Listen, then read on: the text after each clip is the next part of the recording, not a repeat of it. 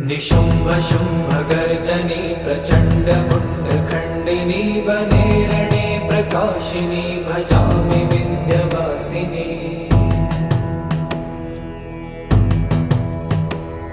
त्रिशूलमुण्डधारिणी धराविघातहारिणी गृहे गृहे निवासिनी भजामि विन्ध्यवासिनी। दरिद्र दुःखहारिणी सदा विभूतिकारिणी वियोगशोकहारिणी भजामि विन्ध्यवासिनी। लसत्सुलोललोचनं लतासनं वरप्रदं कपालशूलधारिणी भजामि विन्ध्यवासिनी।